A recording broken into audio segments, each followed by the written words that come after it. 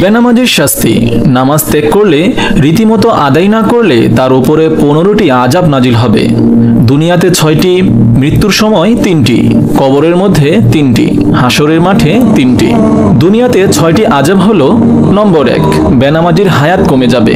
নম্বর 2, বেনামাজির জীবনে বরকত হবে না। নম্বর 3, বেনামাজির চেহারার সৌন্দর্য থাকবে না। নম্বর 4, বেনামাজির কোনো দোয়া কবুল হবে না। নম্বর 5, বেনামাজির সব নেকি বরবাদ হবে।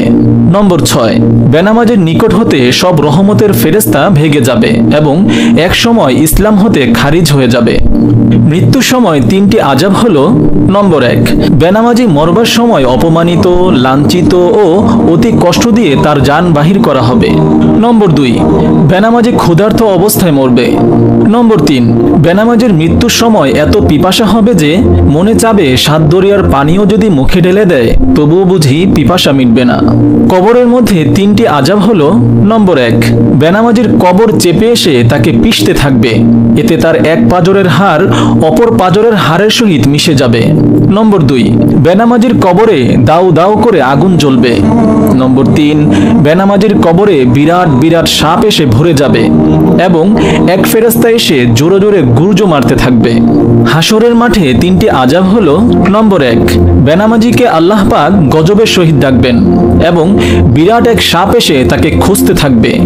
নম্বর 2, 30,000 বৎসরের পুলসিরাতের রাস্তা, যা হীরার চেয়ে ধারালো, চুলের চেয়ে চিকন, আমাবস্যার রাতের চেয়ে অন্ধকার।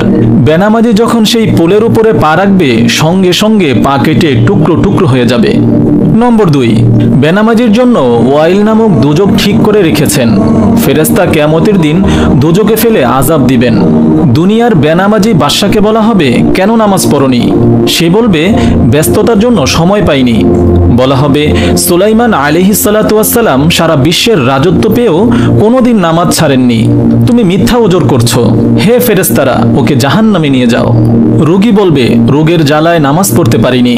বলা হবে, আইয়ুব আলাইহিস সালাতু ওয়াস সালামকে 18 বৎসর পোকায় খেয়েছে, তবুও সে নামাজ ছাড়েনি। তুমি মিথ্যা ওজর করছো। হে ফেরেশতারা, ওকে জাহান্নামে নিয়ে যাও। আরেকজনে বলবে, সন্তান অনেক ছিল, তাদের সেবায় ব্যস্ত ছিলাম। বলা হবে, ইয়াকুব আলাইহিস সালাতু ওয়াস সালামের ছেলে মেয়ে তোমার চেয়েও বেশি ছিল। ইউসুফের জন্য কাঁদতে কাঁদতে অন্ধ হয়ে গিয়েছিল, তবুও নামাজ ছাড়েনি। তুমি মিথ্যা ওজর করছো। হে ফেরেশতারা, ওকে জাহান্নামে নিয়ে যাও। বেনামাজি স্ত্রী লোককে হাজির করা হবে। সে বলবে, স্বামীর কাজের চাপে তাহার ভয়ে নামাজ পড়তে পারিনি। বলা হবে, ফেরাউনের স্ত্রী আসিয়ার স্বামী বড় জালিম না তোমার স্বামী বড় জালিম? জালিমের বিবি হয়েও আসিয়া নামাজ ছাড়েনি। তুমি মিথ্যা ওজর করছো। হে ফেরেশতারা, ওকে জাহান্নামে নিক্ষেপ করো।